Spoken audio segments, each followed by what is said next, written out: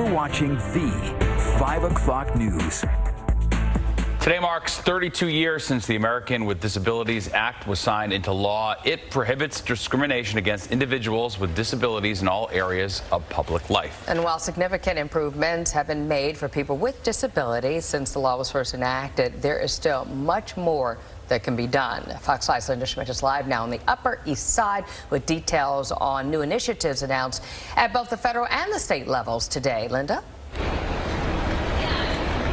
That's right. Hi there, Steve and Lori. Well, on this very important anniversary today, news, Lori, as you just said, coming out of both the state of New York as well as Washington. The Biden administration today announcing that the first of $343 million, and that's out of a total of $1.7 billion, is going to be given out this year to transit agencies.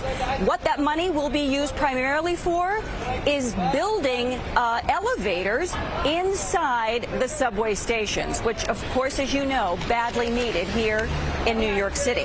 Now, as far as the news from the state, Governor Hochul signed a law that will allow people with intellectual, developmental, cognitive, and social challenges the ability to make their own decisions affecting their lives. Until today, these folks needed guardians or surrogates to make those decisions for them.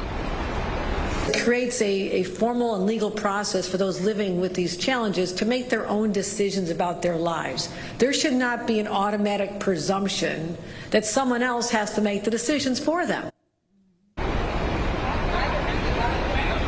Now, I also spoke with the CEO of an organization called Adapt Community Network. It is a nonprofit that provides services to people with disabilities.